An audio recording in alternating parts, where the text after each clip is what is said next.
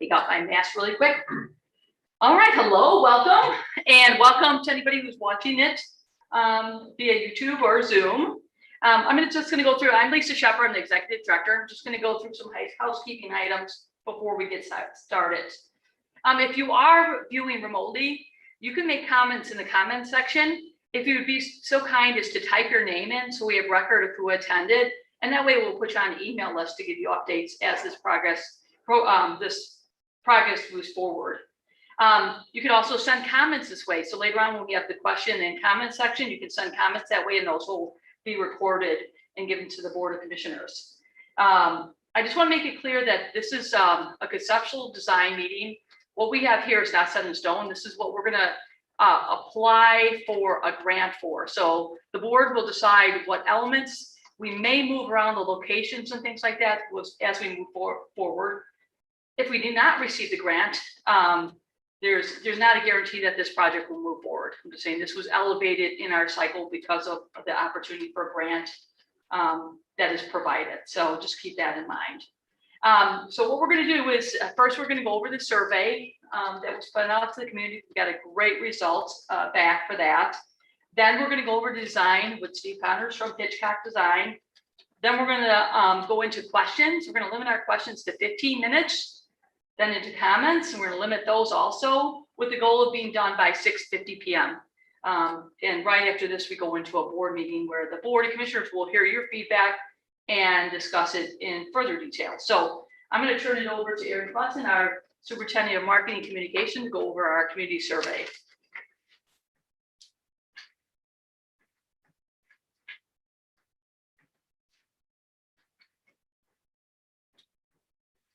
Hello, welcome. Our first community meeting for this project was July 20th, and then on July 27th, we sent out an email survey to 1,700 people. Oh, I can do it. A reminder was sent out 3 days later to non-openers, and we closed it today. We had a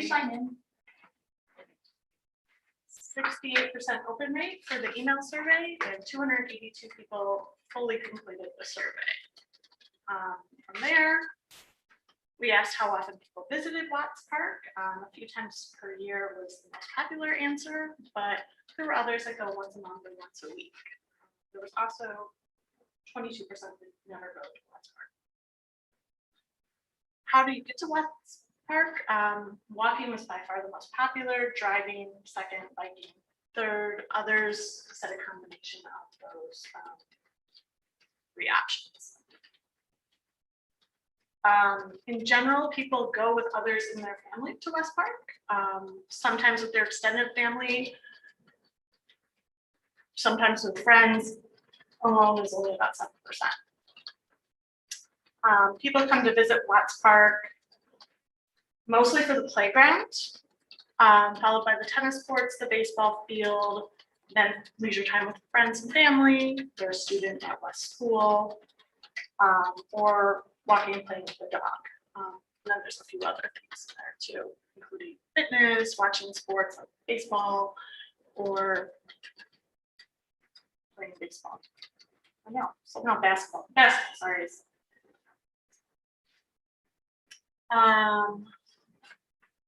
Using it for health and fitness is not really a big part of this park. 60% said never. Sometimes was 31%. Often was 8%. Tennis courts, 55 said never. 36% said sometimes. 8% said often. Features that.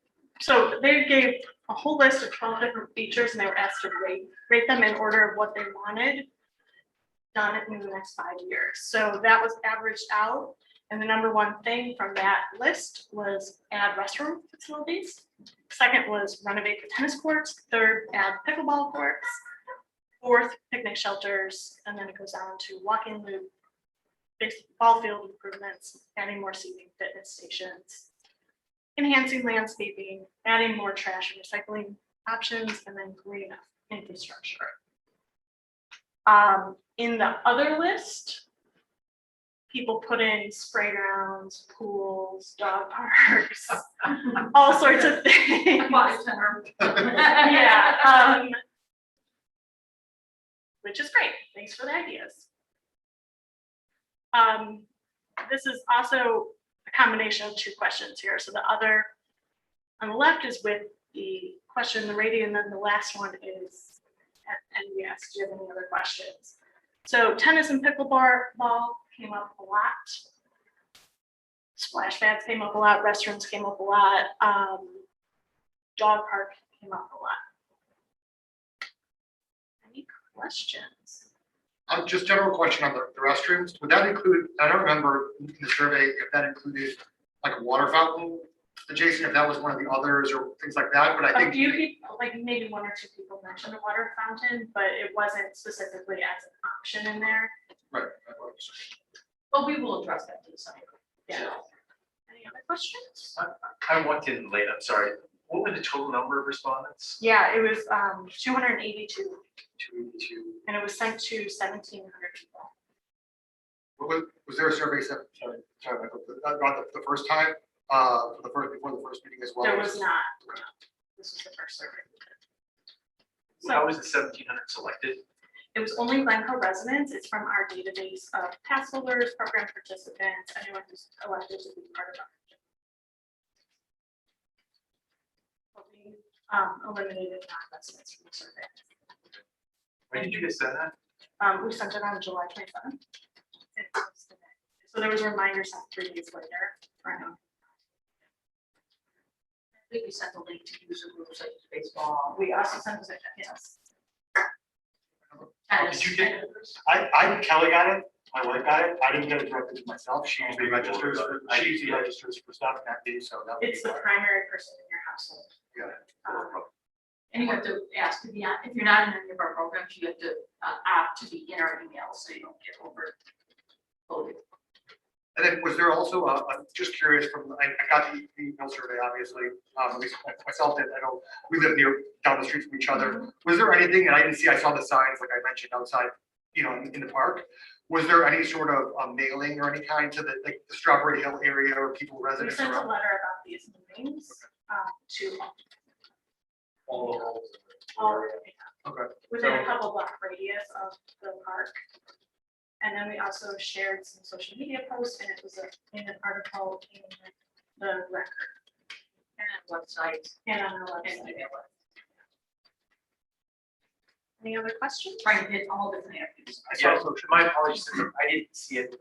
I assumed that there were no, even rough price tag stuff kind of attached to any of those wish list items. No, that's what we're doing tonight. Okay. That's what we're doing tonight. We're starting to Okay. look at ideas. This is just a general, what would you like?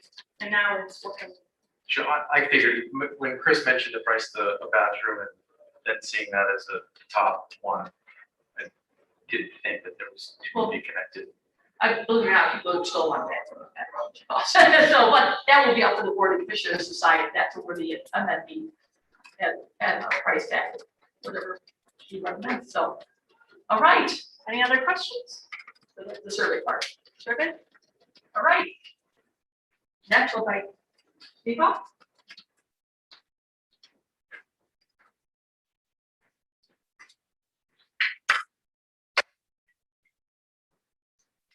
All right, thank you everybody tonight for having us as well to help explain the plan that we've got.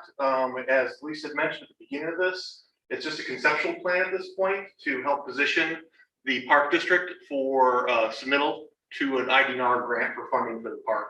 There are chances that as we move from preliminary design to final design, that some of the components may adjust and be refined as we go further from there. So we're going to bring up a presentation here that's going to show you the existing park that we'll go through, and we'll go through so the existing features, the conditions that exist today, and then we'll show you the preliminary plan that will also be feedback from the board later tonight, as well as the community feedback tonight as we have it here. Sorry, one No second. problem. Not Mixing it up. Is it the middle left? Yes, good job. Sorry about that. No problem. Steve's an expert at these. Yeah, technology. Hit the clicker.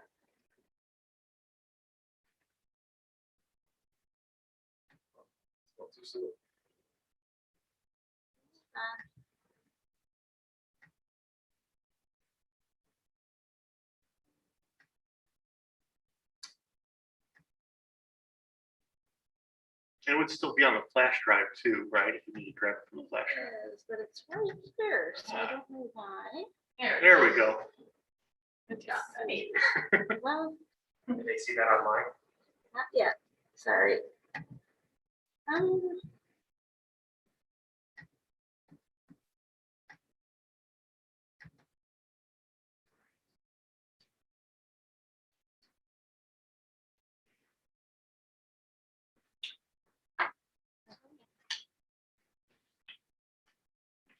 Okay.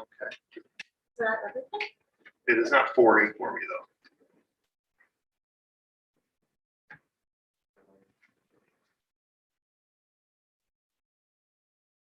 Can we just ask for a slide advance? I guess, yeah. Sure.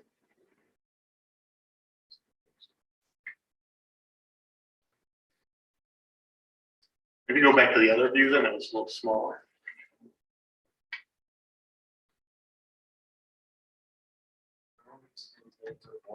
There we go. Perfect. Okay, where's All right. So as we mentioned, we're going to go over the project backgrounds, primarily the park as it exists today, talk about the proposed master plan, and then open up for questions. Next slide. So on the screen right now, what you see is an aerial of the existing park with the school to the east. You've got Willow Tree Lane down there to the south. And so as the park exists today, you have the two ball fields, the smaller ball field in the lower left corner, the larger ball field in the upper left corner, and then a lot of obviously open and green space. There are very few or minimal pathways as the park exists currently today, which creates some accessibility challenges for that. So that's one of the things we'll be addressing in the plan as well. You can see the bank of 3 tennis courts there. You'll see some images in a minute that show some of their condition. And just north of those tennis courts are one of the more recently created sort of social play spaces.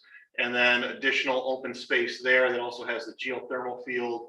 And then everything to the east, obviously, is the school. And that to just north of the school, the new playground that was recently constructed. Next slide, please. So here are a few images just showing the existing conditions of the park as it exists today. You can see in the upper left-hand corner there that the tennis courts aren't in the greatest of condition. The pavement is starting to fail with a lot of cracking.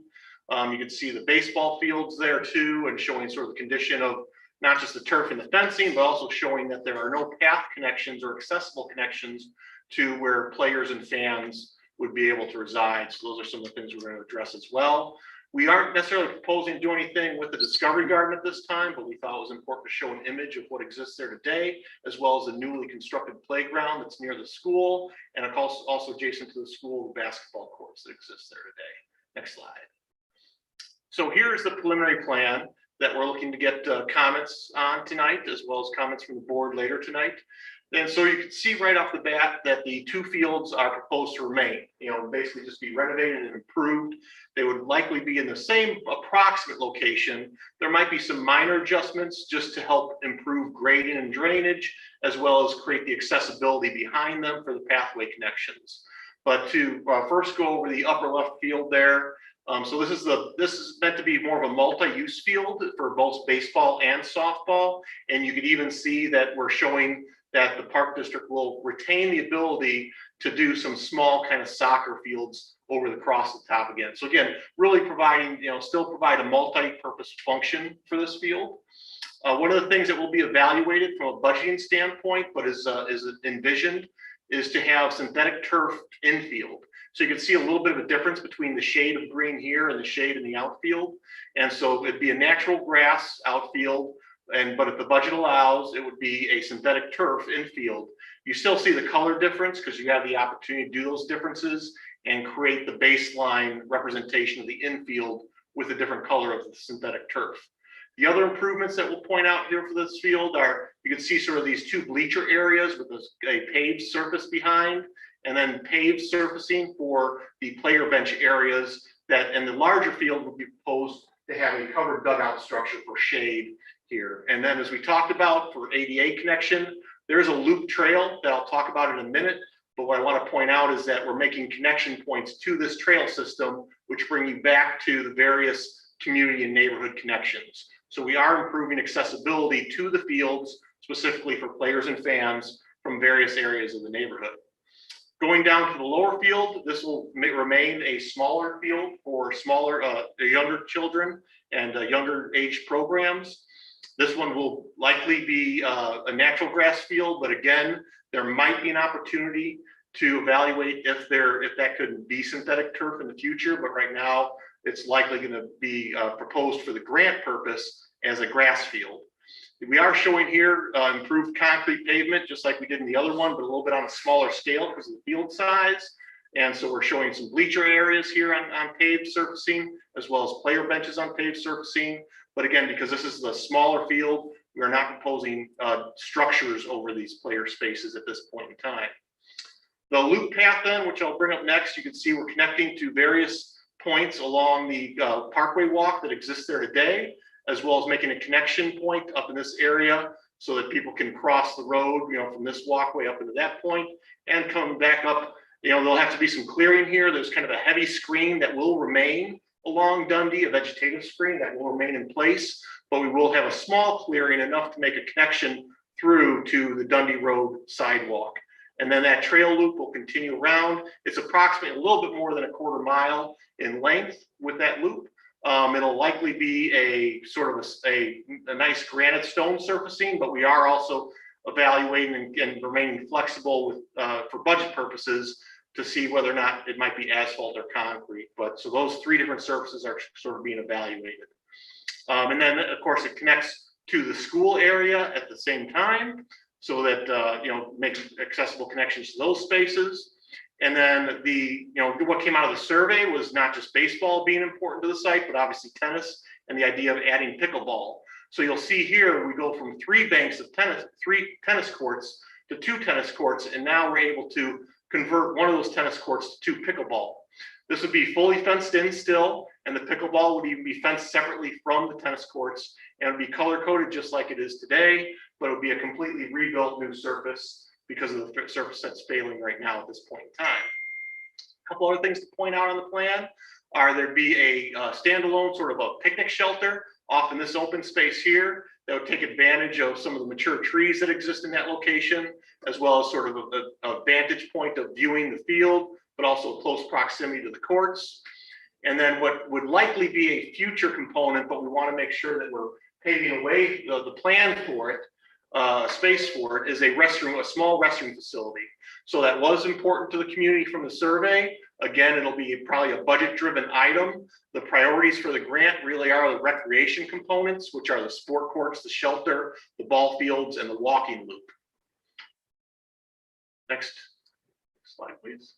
And so the last thing is just a few what we call character images. These are not the exact products or furnishings or materials that you'll find that it will be in the final plan, but to give people a little bit of an idea what we're talking about when we talk about a covered dugout area, so that an element like that, the synthetic turf infield with the two-tone color, you can see that image there, the added pickleball courts, the decomposed granite walking trail, the idea of a small single stall restroom, and then an open air picnic shelter. And final slide. So with that, we'll end on the concept plan and open it up for your questions. Yes. Well, first of all, I want to say I'm very impressed by this as some of the concerns that I had. I think you guys have done a really good job of incorporating all the feedback, and even playing tennis myself, I know a lot of people who are super into pickleball, so I see that's I think a great addition as well. And I'm the biggest probably turf field proponent in all of Glencoe, so seeing that you guys are thinking about that as an opportunity to increase play and just safety on the fields is really great. One thing I would say, one comment before a question with regard to the turf, certainly the cost would probably be prohibitive on the larger field to extend that out to the grass, and I totally understand that. one thing to consider, just as a baseball player, I'm having played as a son who plays now, the dirt is pretty hard to maintain sometimes, and we get a lot of rain here, and your weeds that grow and things like that. One thing to consider, and Heritage Park in Wheeling would be a good example of this, where they have the entire field of turf, but you have not just the shorter part of the infield turf, but the entire infield as well. And you could do sort of a brown color to make it look like dirt. But for playability, when it rains or lightly raining, and just maintenance, especially if the other field is going to stay all grass, your maintenance wise, that I would think would be and safety wise for hops and consistency and all that, very elegant if you could do that. Question with regard to the fields I had was the backstop areas. I know, for example, on the smaller field right now, the backstop is maybe 10 to 12 feet. It's not a high backstop at all. And with a lot of cars coming down that way, especially, I know you guys are going to address the parking, that backstop, even for T-ball type games or kids practicing there, doesn't stop really anything. So as part of that plan, I would imagine, is the plan to replace the backstops? Yes, the plan is to replace that. And I know in Glencoe, even to take up here, there isn't, aside from the larger field, there is an overhang net, but most of our backstops stop and don't have the overhang. I would recommend something that catches foul balls and extend the fencing, at least on the street side, towards West School a little longer, so that overthrows by first base kids aren't running into the street for balls, because right now that's a pretty dangerous aspect of the field. And at both sides, the backstop, I would say, is a concern area. In particular on the larger field, also as with Takeif, the field of Takeif, the backstop is also very far set back. It should be closer to catch balls and to limit the space between, to increase pace of play in games. So I would recommend that would give you more room to the path as well. Then look at the village, I think is an awesome solution, because for the walkers, people who live on Dundee, people come from other parts of town, it's always super muddy when you're trying to cut through there. So that's awesome. But pushing the backstop a little farther forward would make it easier to catch foul balls, speed up games because of lack of distance there, and it just gets muddy and sloppy back there. So those would be comments on the backstop. But I think what you've done here is really impressive. Great, well, those are great comments, and we can take all those into consideration. Obviously, in the preliminary plan phase, we aren't selecting actual products like backstops yet, but when we do look at that, we make sure we're looking at, should they be increased heights and can they be closer, definitely look at that. One other thing I just want to point out is regarding the synthetic turf that's planned for the larger field. It is proposed to be the entire infield that's synthetic. So there would be both of what would be the turf areas and the dirt areas would both be synthetic, just different colors. Bunch of things, and some small, some bigger. It looks like on there, the first one is that, is the plan currently to keep the career bench just adjacent there to the loop, which is Down right here? That Yeah. one? Defensive side. Yes. Okay, awesome. What's the dotted line circle that's between the existing West Park playground up at the top and the big ball field? Oh, no, up here? Yeah. Okay, so there is again, during preliminary design, we don't have we don't have engineering started yet, but there's a possibility that when we get into engineering, that some stormwater detention might be required from the NWRD. Gotcha. So we're just representing that there is space to create that if it's a requirement for permitting. Gotcha. Any consideration of connecting the path inlet on the west side by George Solom's house over to the existing porta potty area at the northwest corner of the? Are we up here somewhere? So down further at the bisect. Yeah, that access point, and making a cross connection over to the Oh, through the where field? the porta potty is. Yeah, we actually looked at that, but then it takes Oh, I away see. a lot Through here. of, we actually kept it in the first design and we took it out because it takes away playability of the field. So Okay, we want to keep it open, have ability for us to move that soccer field around or put in a little mini soccer field. So we want to keep as much green space as possible. sure. Good question. Just a general comment. When Susan and I were here before, we talked at the last meeting, we both really like the idea of flip-flopping where the current location of where that sitting area is and the small ball field. I know that's both a small and big thing, but from the perspective of, I think, and I'm speaking a little bit for Susan, a little bit for myself, I think the idea when she had in mind was that sitting area would be really kind of I just came off the lagoons or was just in there, and it's a very quiet kind of area. Where it's situated right now, where it's going to be immediately adjacent to those ball courts, is not the most. I appreciate the tree aspect of it and the tree sheltering, which I had considered before, which I think is fantastic. But sticking it next to people playing games actively is perhaps not the most calm, tranquil kind of scenario that they might be featuring. And also the sort of a segue into a broader comment, which is, I understand from the input of the grant process, but this feels very much like we are creating yet another super featured ball field park. And the baseball season in here is 3 months out of the year. And even in that 3-month period, outside of a handful of weekends when T-ball is playing and a handful of weeknights when the teenagers are playing at the big field, the season is like almost no action. I mean, I guarantee you right now, Chris commented that he lives closer to ball fields than I do, bigger baseball proponent than I am, but there's nobody there right now. There's nobody there in the small field. There's nobody there in the big field. There'll probably be nobody there for the rest of the month playing on either field. So to the extent that this is if we are already going down the road of, we are definitely revamping these ball fields, we are definitely making these things better. I would really like to sort of caution and say, it's really nice to get the best, coolest stuff. You see the pictures of the dugouts and things like that. It feels a lot like overkill for what the park is actually used for the vast majority of the year. I know it's horrible to play on bad facilities when you're playing that game. But that's not the only game and the only use there that's being done for it. So it's more of a general comment than anything. But it's for a park that's not a baseball centric park in a town that already has several very highly baseball centric. What baseball? I'm sorry. I don't want to interrupt. I know I am. No, absolutely. But like at Takeif, which is The reason why I can tell you the reason why nobody's on the fields right now is because the fields are terrible.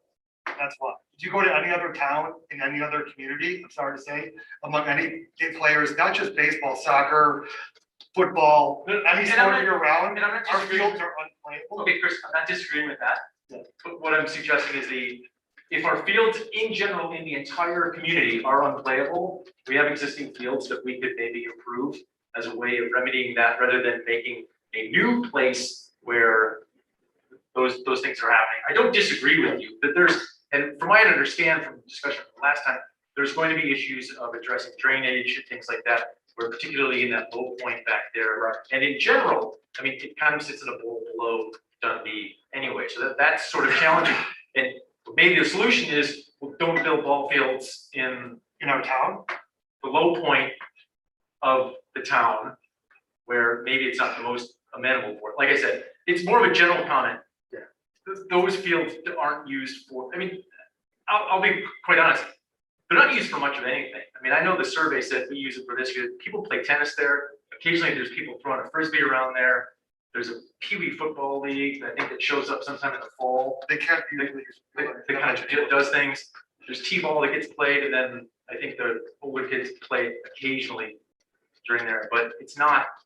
So your general comment is just you're saying use caution for investment in the fields. Well, exactly, to make it the next. It's baseball. not, it wouldn't be I mean, I don't, just not a good debate between us, but I can't leave that be just because I think as having played baseball my entire life and being in that world, and not just baseball, soccer, lacrosse, any football, anything you could use large fields for, there is no super field in all of Glencoe. We tried that with Berlin, and it's basically an unplayable infield right now when they tried to do that. And when you look at our towns, also, we have from the parks and just adjacent to this community, the entire trail, the Skokie playfields and all those wetlands for biking, parking, walking. There's nowhere for our kids to play on open spaces. Those tennis courts are used continuously. And for a reflection point, as a counterpoint, I wasn't here at the first meeting, but I think the gazebo seating area there between the tennis courts and the fields allows people to come off the Botanic Gardens, take a break, watch, have some sort of seating area between tennis when kids are on one side or at the park, between all the areas. So, I mean, I know we walk our dogs together, or did walk our dogs there, and that's what it's primarily used for right now, is people walking their dogs around. And I can say confidently that primarily the reason why the fields are empty or not used to their full capacity is because they're just not in great condition. That, you know, I would just highly dispute the fact that this would be a super field. This would be a playing field. No, I'm not suggesting it is a super field. What I'm saying is this looks a lot like it's baseball centric in an area where people just aren't playing baseball. And we do, I would say, again, want to be debating between Chris and I, but perhaps it's for the next hour. I think that's good, because I think we reflect the different aspects of the idea of Berlin is that. I don't know, because I have a girl, and I did bring up, maybe we have a softball specific field, and I don't know if that's part of that plan. Yeah, we did mention that the intent is to have this be a multi-purpose field.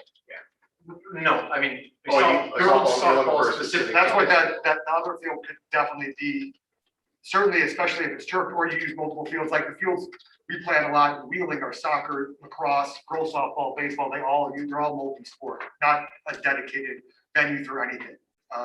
That's where they get the most use, I would certainly say. Yeah, and Anthony explained that, and when you put that artificial turf in, it gives us the ability to move the mound and the bases.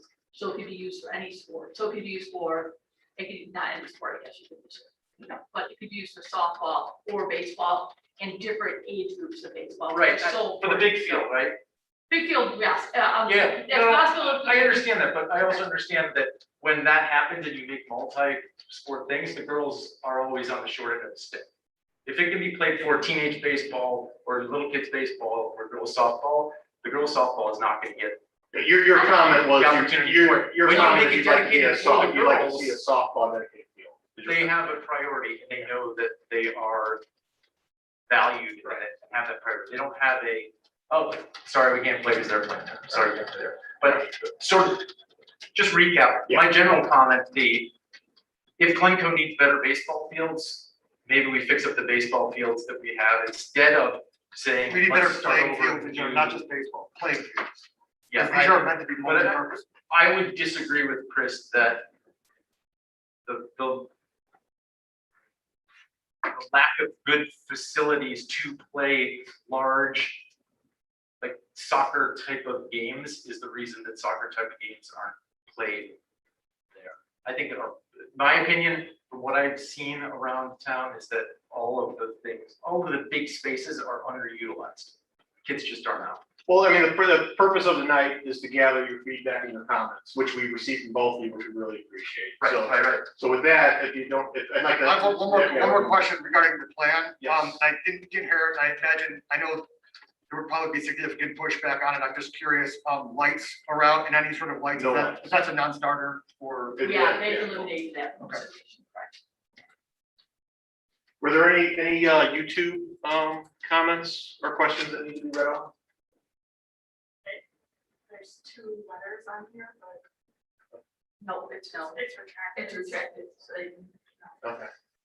All right, is there anything else that the park district would like me Yeah, to Steve, address? I think one of the visuals here, we see the infields and then we color the outfields green. And I think it makes it feel like the scope of the project is much larger. Whereas the majority of that area will remain untouched in the scope of the renovation. So what Steve has done is he's delineated the. Okay, that was actually a good question that I He's had. delineated the outside of play from a safety standpoint, but likely, we're not gonna see a disruption or synthetic turf in the size of those colored graphics. So you can see between the north-south fields, we're not playing a lot of soccer there right now because it's a bowl and it holds water. So we can get a good, half-inch standing water in that park in the center of the park. So that's the reason that we kind of positioned that soccer field and that outfield is because we don't anticipate regrading a 4-acre park. I mean, so it's from an athletic field usage point of view, we're really sticking to, focusing on enhancing recreation, but it's not going to be Berlin Field. We stripped the 3-acre park of sod. We regraded the field. We brought in soil. It's nowhere near the scope of that type of renovation from a funding standpoint or a programmatic usage standpoint. Beyond the color on there, do I understand correctly? We're not even contemplating resodding the existing outfield on the big ball field, right? There'll likely be some drainage improvements that will need restoration, but it's not a full roof. Is that correct, Steve? Correct, yeah, it's, we won't know how much of the outfield we're disrupting until we get into final design engineering, because at that time, we'll have a full topographic survey, and so we'll be able to pinpoint where the grading challenges and issues are. Yep. But the intent is to try to minimize the focus on the outfield to drainage improvements and not just redo the entire outfield to do redo the entire outfield. Also important to note that the school, West School, uses the field for recess and gym. So I was gonna ask about that. increasing the usage, keeping the water off there is the school is very appreciative of that. So they can use We it a lot. also have partnered with District 35 for this, so there are partners in developing the design and helping to fund the project as well. Along with, there's one little dotted line up in the project, down, there you go. That's a possibility of something the school wants to design, like a gathering space or something like that, which will not part of as a grant, so we don't have any designs on that yet. You didn't mention the grant, the natural planting areas. Oh, thanks, Chris. Yeah, so one of the other things we're representing here is just behind each seating area, behind the backstops. One, because we already know there's some drainage challenges there that we need to improve upon. It kind of opens up the opportunity to do sort of rain gardens in that area and create some natural plantings, which obviously have, benefits for, little habitat spaces as well as water quality improvements, and will help position the park district for funding as well. Would there be any limitations to play during school hours and things like that, whether for like the tennis or pickleball courts? I'd have to address that. Yeah, there's limitations right now. Okay, So there's limitation when schools in session and they're using the courts.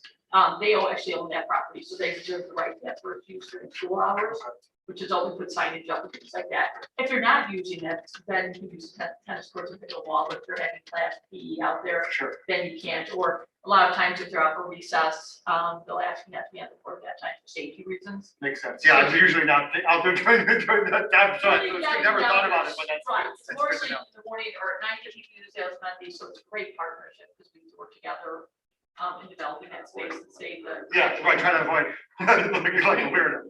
So, well, I just hang on.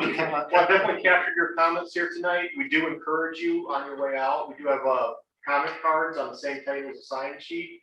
So we really do like to get written comments left behind. So if you have the time, please feel free to write down those same comments and just leave it in the box outside the table. I'm curious, because I missed the first meeting, and maybe you addressed it at the beginning. In the grant process, in a perfect world, what would be your timetable once you have all the feedback gathered, budget allocated and things like that for the approved plan, whether there's some variation of this to be started to, enacted? So the grant is due September 1st. And from the standpoint of when the grant gets submitted, there's usually kind of a 3 to 6 month process of evaluation, selection, and award. So it's going to be probably at least 6 months from September 1st before applicants hear whether or not they've been awarded that funding. From the day that community gets the funding and it enters into an agreement with the state for that funding, they have 2 years from that date to prepare the project. Not to say that it'll take 2 years, that's the time frame they have within to complete it. But I would assume that it's probably going to be likely less than that, but that's the time frame that they would be allowed.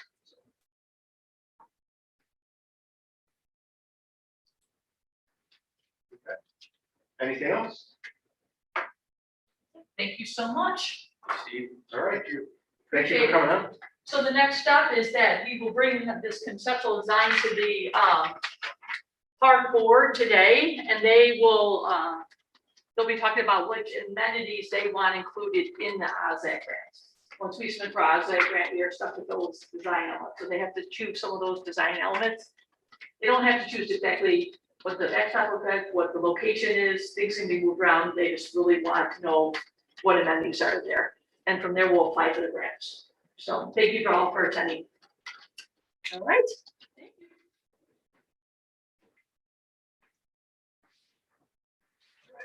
From an engineering standpoint, is there any like mutually reinforcing benefit to having a plumb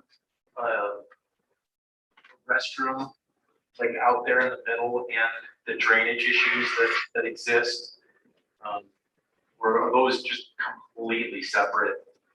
They're mostly separate. I mean, obviously the restroom facilities have to have its own drainage line. Yeah. So it might create an